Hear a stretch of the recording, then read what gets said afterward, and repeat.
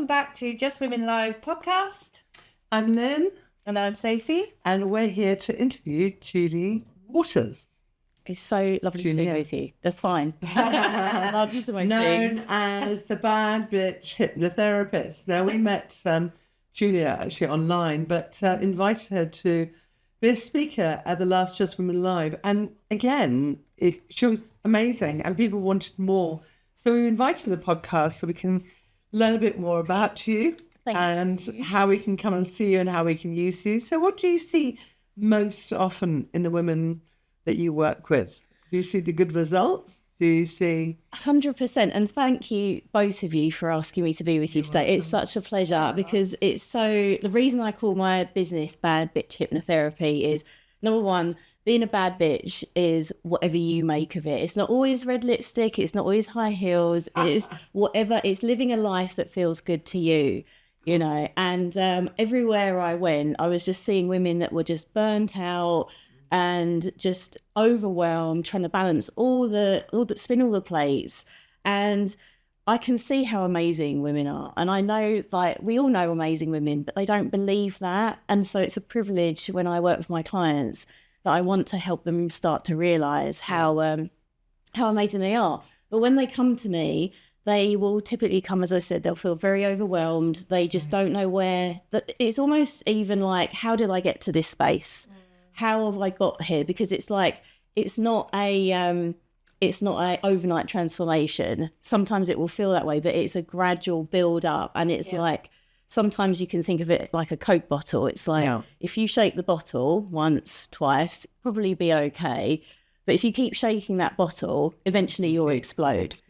So ideally, I want to speak to women before we get to the point of explosion, and just really help them. They want to reset through you. You basically want to be reset. Exactly. Start again. Yes, and to find like a gentle way forward, because there's no point like us trying to change everything overnight. Our brains, you can't do it. It's not practical. It doesn't fit in with all the things we need to do anyway. Exactly. And our brains will freak out. That's a whole nother thing. Yeah. So it's about learning to sort of change things and turn the tide in a very easy way that fits in with what you're dealing with on a day-to-day basis. But you have been in finance for 20 years. Is this the reason that you became a hypnotherapist? So I have been in finance for 20 years. It's been really useful. Yes, it is. And do you know what? It really helps me with my clients, all that knowledge of exploring client needs, helping them with their financial needs. It's really helped me sort of just in a practical way, because sometimes hypnotherapy has a reputation for being a bit alternative, a bit fringe, a bit woo-woo. Very much so. It shouldn't be that. It's not, because we can explain it in a very scientific way.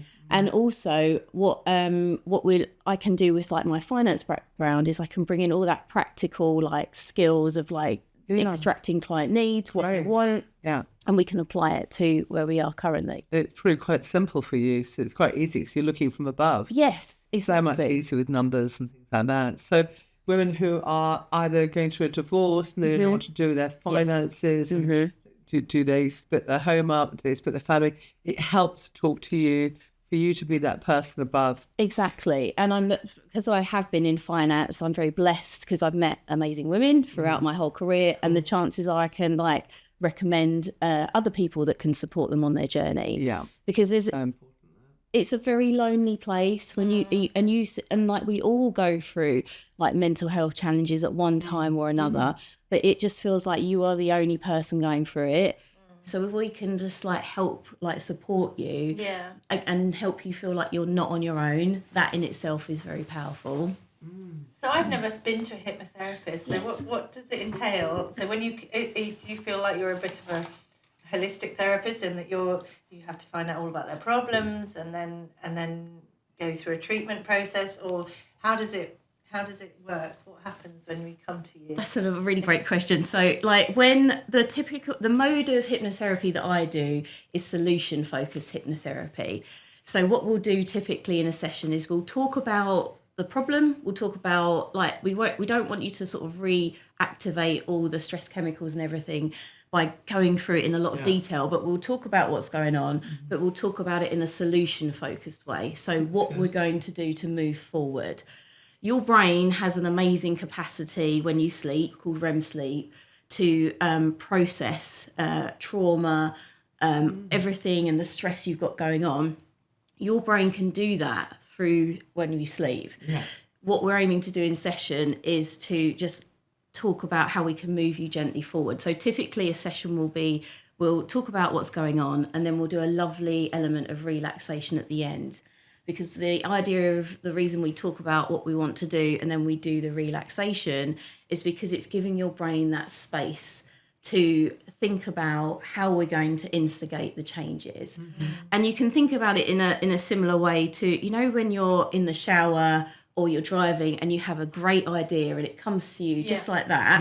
That is all that's because your brain is in its best space. It's like in its default mode network. It's kind of it's figuring out all the questions you've posed to it, because you're not actively in the shower thinking, oh, I've got to like pick up my armpit and like wash this. I'm not going to pick up the soap. Your brain is just, you're automatically doing these habits. So your brain can explore the solutions. So you're not giving them the answers, you're just facilitating the opportunity for them to do it themselves. to tune into themselves and know what the answers It's a lot better are. doing that way. Exactly, because you are always going to be the experts on you. You know what is right for you, and I'm just there to help, like, dial down everything, help you figure out the answers that are right for you. Because there's so much noise, isn't there? Yeah. To find that space and to quieten the noise, have that calm and peace, and actually talk about what you're going through. You just don't get those experiences very often. You know, you really don't, and we do think, especially as like women, that we have to the way that we're going to solve things is to lean in harder, to do more, to push ourselves more. But actually, we've all been there. Step back. Exactly. It's just having like a safe container where you're going to be supported and help to see the light at the end of the tunnel, but also a break for your brain. It reminds me a bit of when you're doing a painting. You get so sort of absorbed and focused in a little bit of it. You don't step back And look exactly. at look at the whole picture. Exactly that. Exactly. And another thing that I will do is it's so funny. One of my clients, she calls me like her hype queen, but also her mental cattle prod, because I will be the one that will be like, I'll be like, but look at all these great things that you've already done. Now we're just going to start moving forward and see what else we can do. That's clever, though, That is clever. to build the confidence to say, look back at what you have achieved. Stop focusing on what what you're not managing to achieve. Exactly. So what patterns keep coming back again and again? What kind of what patterns do women keep coming back to you for? It's usually I'm very overwhelmed. Is that pre-menopause? Yes. Usually. Yes. So it's kind of 40s, 50s. Yes. Yeah. Quite a few women will come to me because they have developed like a fear of like driving sometimes. I hear that a lot. Flying. Exactly. Flying is something. It's weird because as a child you might enjoy flying, and then suddenly it's like. And also it's like going on rides and things at theme parks, and it's suddenly you get these fears that you didn't have before. Exactly. So you feel strange. sick. Yeah. And that when you think about these experiences, because one of the really good things that I talk about a lot with my clients is there's very little difference chemically between when you imagine something and when you do it in real life. Yeah. So if you think about, like, none of us have, like, fortunately been in a plane crash, I don't think. But, like, if you think about, like, watching the film and you'll have a reaction. Or similarly, like, if you're watching someone on I'm a Celebrity, watch something really, eat something really disgusting, you'll go, oh. And your brain is like empathizing, and you're experiencing the same feelings, but you're not actually doing it. So what we're looking to do as well with like your brain is focus on the good things, remembering the good things that you're doing, so you feel more calm and confident to start moving forward, rather than reliving the things that have kept you stuck and like just getting caught in the doom whirlpool, as I call it. Yeah. Of all the things you're going to do. I think becoming a mother and Yes. the responsibilities 100%. you take Yeah. on Yeah. make you much more fearful Yes. of your things. life. Yeah, Yes. definitely. Like I know, like for me personally, going on planes, Yes. I became very nervous of flying, especially if I was going on a plane on my own. It's like, what if something happened to me? Yeah. Exactly this, and it is very normal for that to be like heightened, because our primitive brain, which is there to keep us alive, is always assessing like risks and threats to our lives.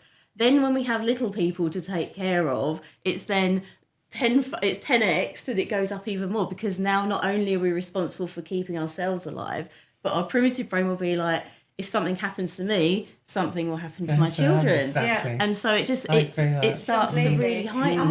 And if you get particularly ill, the first thing you think about is not yourself. You think about your children, and you start thinking about, what will happen to them, or how are they going to cope if I'm in hospital for so long, and you're not actually focusing on yourself at all. Exactly. It's amazing how often your focus as a mother is drawn away from yourself, and taking time out and going into a room with someone like you, forcing you to actually think about yourself. Yes, It's exactly. really important, especially in Exactly. those early years of motherhood. Definitely. Yeah. And it is hard, because obviously you are really in the trenches, but it's like, how can we start to peer out of the trench, and how can we start to help you move forward and feel a bit better? So how many times do they come to you? Do you do this online, or? I do. Oh, do you? Okay. On the Yes. Zoom online? Yes. Or? Okay. So I'll see my clients online, mainly because it's just easier for them to fit. Again, I'm not adding, I don't want to add another stress in their Yeah, life. of course. Travelling around. Easy. You can do it on the phone or on mobile. Exactly. Or on a laptop. They can come and speak to me, and typically I'll sit, because we're working with your subconscious brain,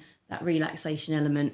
Typically I'll see people between 6 and 12 sessions, and I'm always there I want to empower them to manage their own mental well-being. I'm not there to create like a dependence on me. Yeah, that's what I was going to say.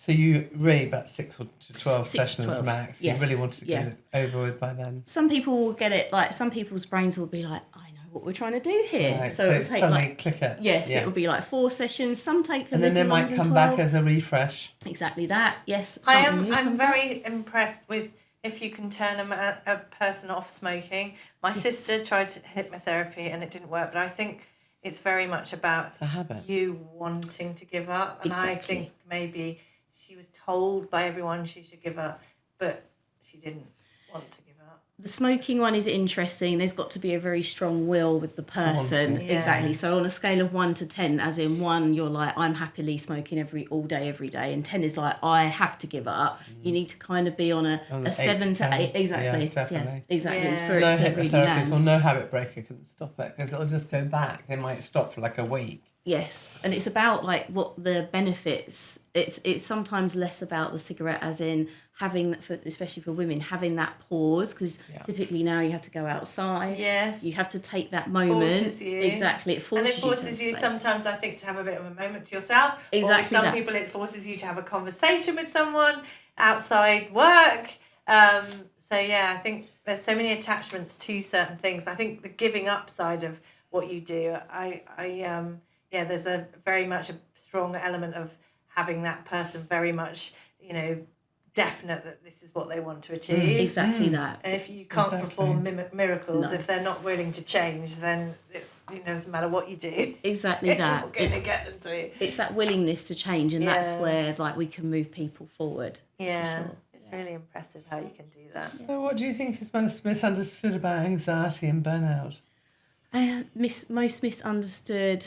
I would say that Misunderstood anxiety. For People sure. use anxiety, that name, I think all the time now. My 25-year-old Everyone's talks anxious about these days. everyone's anxious. Yes. Between being young and when they're older, they become Yes. even more anxious because their world shrinks and they don't have the same confidence. no, exactly. So yeah, Your brain will convince you, because it's your brain. your primitive part of your brain will Amazing. convince you, and it's very emotional because it wants you to remember any things that it creates. It wants you to remember.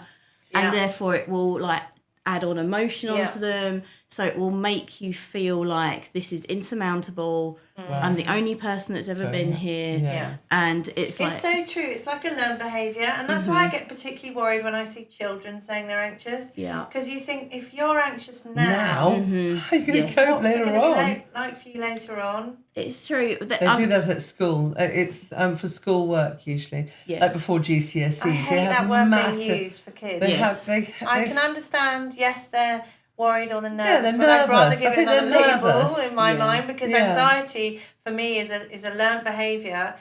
Usually it's when you've hit a really bad time or panicked quite heavily. This is my opinion anyway. You've panicked quite heavily, it's thrown you into this very unsafe sort of feeling, and it's been taught, your brain's been taught to feel that way, and then you come back to it. And I think, it's almost, you have to have a disaster or some sort of personal disaster to put have you in anxiety. that unsafe space to then start having anxiety. And that's my definition of anxiety. Obviously, not everyone thinks the same way. But to say that children are anxious, and I'm sure they probably are. I'm sure people, if they've gone through really terrible times, they are. But it just worries me that it's been used as a word to cover too many things along the way. Like just being worried or just being, nervous. Yes. Nervous for studying. Yeah. No. Nervous for exams. Yeah. But they haven't got anxiety nervous of not knowing or not having done it, or having had maybe... I think about my son because he's a bit anxious, so they say, at the moment. I've been told he's anxious all the time.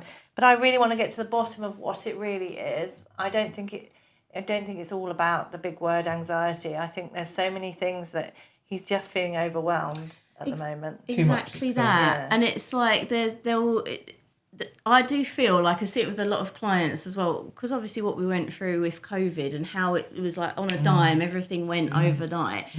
Everyone's like primitive brain is now hypervigilant for any kind of clue that anything's going down the pan. And so we do have more of, rather than us having a base level of monitoring for things going wrong, it's now like we're operating at a higher level. Yeah, you much know, more. exactly that. And I feel like with anxiety as well, is it builds sometimes with some children being in, like, because you're small and you're learning your way through life and you're forming all your narrative memories and you're learning. And you'd think there'd be an opportunity for you to intervene and to stop those feelings from developing. It is a perfect time as well. So there are like hypnotherapists that will, as long as children can like talk and express themselves, they are able to do hypnotherapy, and it's a really great, like, it's Can children express themselves? Are they good at expressing? Do they know what they want? It looks slightly different Depends sometimes. who they're with, I find. So, for example, Not with you, but Not with with me. me. It's usually never with the parents. Yes. It's usually with people like you. Yeah. yes, So do you bring children in? Are you having more? Yes, we'll talk to children, and it will What just ages? be usually about, I would say, 8, 9, 10. That's that's young. And like the trance element, like where we do the relaxation, adults will typically take any opportunity to lie down and close their eyes. Children, it can look quite different. They may be playing, they may be drawing. Okay. So and that's when they're in that. That's interesting. Yeah, because their brain is still listening, and they're still like receptive to the messages. And we might adapt like the brain science. So rather than logical brain and primitive brain, it will be like, I had a client call it flower brain and naughty brain. And it's just making it real for them. Yeah, that's so interesting. Because it's the science, you can explain it in a way that they will understand. So they can, and it just gives them more awareness. So like if you're feeling not nervous or worried about a test at school, it's like, oh, okay, this is just like naughty brain, like just trying to show up, but actually, like, my Naughty good brain. Yeah, naughty brain. Yeah. So how do people find you? They find me on Instagram at Bad B _hypnotherapy. Bad B _hypnotherapy. Have you got a website? I do, yes, at You have. www.badbhypnotherapy.com. Are Okay, there you can't any look other at... bad bitches out there? Have you met any yet? I'm sitting with 2 of them right now, so bad bitches are everywhere, and I'm so course they privileged are, to know so absolutely. many. Thank you so much. No, it's been an absolute It's been a pleasure. pleasure to have you. Thank you Yeah. so much. Oh, And Hope you'll keep coming to the Just Women Live. I'm very excited. I've got lots of people to introduce you to. So, the great thing about this Just Women Live, everyone networks. Yeah, Yes. it's a big connection. And they all need Big each other. opportunities It's to really connect. interesting. One person goes, oh my God, I must come and see you. Or, they'll come to your event. Or, Yes. and I'm sure you'll have something that you'll have a small event where you'll get people together and maybe do a hypnotherapy session. Would be great, even if it's an online event. Yes. It'd be brilliant. We've got some ones. We've got an online Bad B reset coming up, Oh, and have you? also a Bad Yay. B reset in the day, like a live event. Wow. Where we're going to have like a sound bath, and we're Yeah. going to have Oh, like. sounds Oh my gosh! I'm so amazing. excited. Is that a day thing? That is an afternoon event Oh, I'd in love to do Benenden. that. Yes, I'll send So, you. Oh, lovely. please Send do. us the info. This year? Yes, yeah, on the 7th of June. Oh, coming up. brilliant. Perfect. Yeah, definitely. Yeah, Fantastic. set us up for our Amazing. event. Definitely, Yeah. yeah. Brilliant. Fantastic. Thank you so Yes, much. It's a privilege. Thank you so much We'll for see having each other me. definitely again. Yes.